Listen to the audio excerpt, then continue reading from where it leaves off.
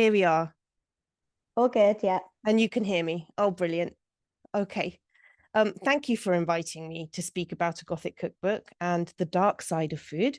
I would really like to thank Gothica for their interest and ongoing support in the book from the very first crowdfunding stages. So I don't have very long, so I'm going to dive in, go straight to the crux of the matter. So the food and the Gothic isn't really a very obvious connection, but food is a potent signifier for change, and it's often intertwined with themes of fear and anxiety.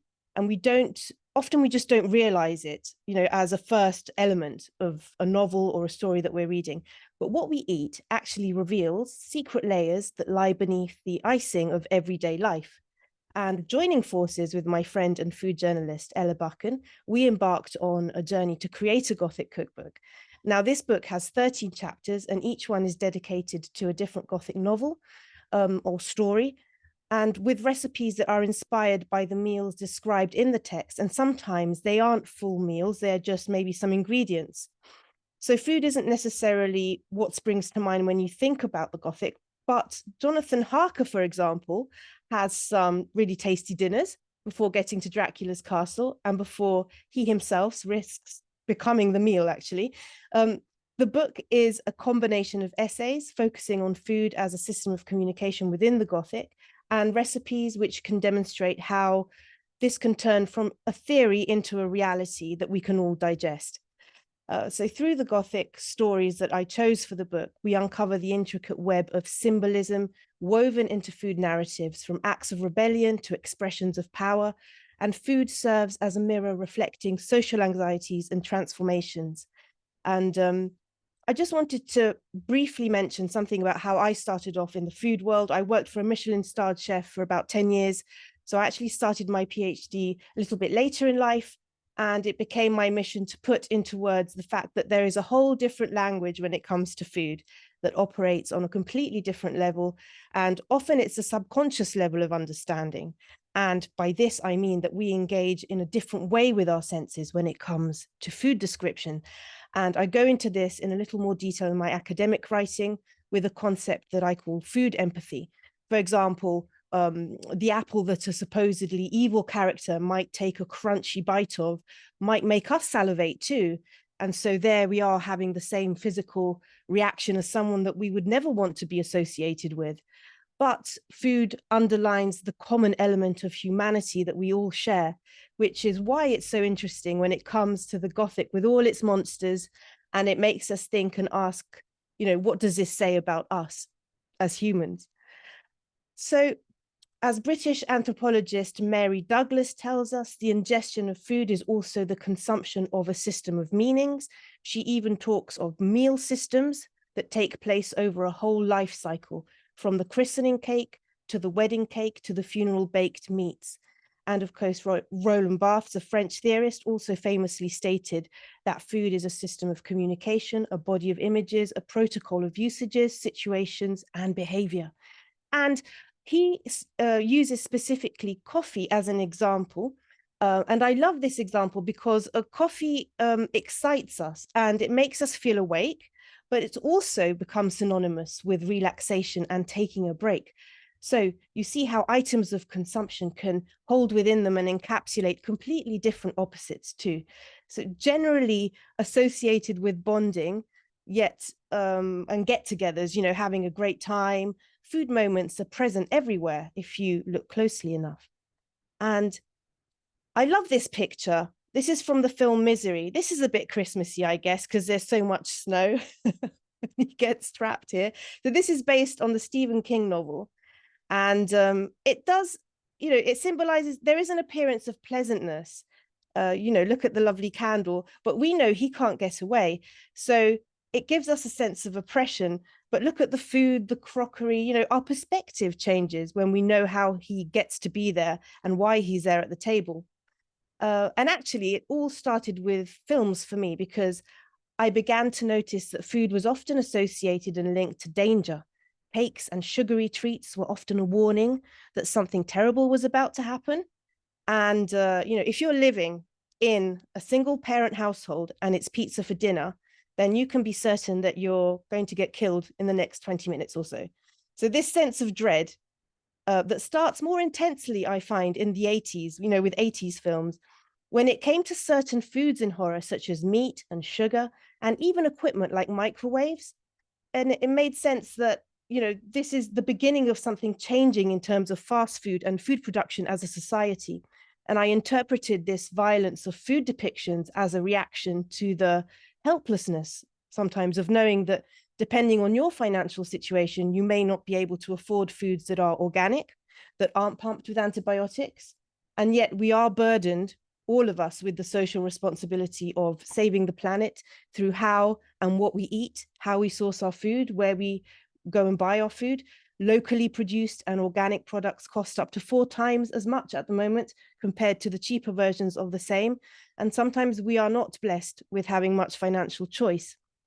So already in the late 70s, Jane Grigson, who is an English cookery writer, noted that present-day dangers are no longer as visible as they used to be. During a comparison with the past, she comments on food often being poisoned by unscrupulous purveyors, sand in the sugar, dried hawthorn leaves in the tea, water in the milk, but at least this was recognized as a vicious thing to do. She states that food is now knowingly adulterated and spoilt in ways that are entirely legal. And with my interest in horror and the supernatural, as well as my love for food and the dynamics of working in the catering world, I started looking into the intersection of food and darker aspects of life. And that's what led me to the Gothic as a genre, because the Gothic's able to encapsulate social anxieties, and it focuses on restlessness and being disruptive too. So in this context, there are a few things that food can do, and that is, it can stress differences between social classes. It highlights issues of control. It makes the reader aware of vulnerabilities. It relays the idea of entrapment within society and its conventions. And it can show us danger. And there is no greater joy for me than to read the messages I get from people either watching a film or reading a book and noticing a food scene that they never noticed it before. Can you believe I've never noticed that so-and-so is stabbing their pancakes or putting too much cheese on their pasta? This is a clear sign, of course, that the character has been possessed and that their ability to gauge what is socially acceptable has been compromised. And that's the first thing to go, because food is the gateway to that moment of social acceptability. So in the meantime, I was writing for what would then form the basis of my Gothic food theory in literature. This is an article published by Equinox on that topic. There isn't much food in what's considered to be the first Gothic novel, The Castle of Otranto by Horace Walpole, very little in Ad Radcliffe, but when the Industrial Revolution hits and the modalities of food production start to change, the Gothic, which is the genre that always picks up on these social anxieties and the restlessness of unfinished business, started to reflect this darker side of life, I argue. And for example, today we're going to take a look at Frankenstein by Mary Shelley, and I wanted to share a part of a Gothic cookbook which could exemplify that process of turning the theory into something that would make sense and show us something new, point us into that direction of knowing some new information. This idea that Frankenstein's creature is vegetarian, perhaps not many people had placed any importance on that, but the fact is that that's quite a big part of the story, because Frankenstein's monster or creature doesn't feel worthy of being included in the same sphere as other people or humans. So the creature avoids eating meat and eats berries and nuts. And its food choices reflect a desire to be closer to nature and not consume animals, showing him as a natural being, almost in opposition to that violent image that humans might have of him. Which isn't helped, by the way, by all the films that show this huge creature, monster, green with the bolts coming out of his neck. And, that doesn't help. And that's not how Shelley describes the creature in the novel. So when the creature comes upon the shepherd's hut, he encounters a family whose nourishment consisted entirely of the vegetables of their garden and the milk of one cow. And the monster could steal their food, but he's moved by their suffering because of this and decides to survive on nuts and berries. By the way, these are wonderful illustrations by Lee Henry. And I argue that the food gives us some more information. It's interesting to view the food communication through our eyes, where in today's society, it's certainly more normal to be vegetarian. Doesn't it, it doesn't really include as much this idea of sacrifice when it comes to turning meat down. If anything, it's meant to be good for your health not to eat too much meat. As contemporary readers, we're always seeing things through, our eyes in today's world, but there's also something else. This creature is an example of how difficult it is to break toxic cycles, as it intends to treat its future partner the same way, and asks Victor, "You must create a female for me with whom I can live in the interchange of those sympathies necessary for my being, and this you alone can do, and I demand it of you as a right which you must not refuse." So it's his demand for property, in essence, for a slave. And this exposes the monstrosity of a patriarchal society in which women have such little value. A man had a right to own property, but a wife did not have any such right. So the creature decides that she will be miserable, that she will sympathize with him, and that she will be attached to him. And the monstrous Eve has not consented to any of this. In fact, the creature places more importance on Victor's consent than on hers. He tells Victor, "If you consent, neither you nor any other human being shall ever see us again, and I will go to the vast wilds of South America."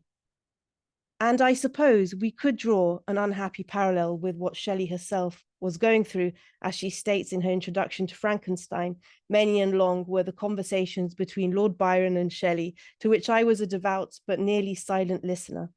So through food, I argue that we are receiving information of aspects of society belonging to the author, to the imagined context the author is writing about, and an insight into our own society through thoughts that we have reading the novel, and consequently the subtext provided by food.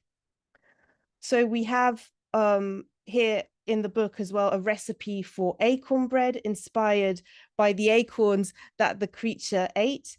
And there's something magical about, for me at least, turning these words into something that you can make and eat, which is just so special for me. And especially when I hear and receive pictures of people making the recipes, it's just such a wonderful feeling.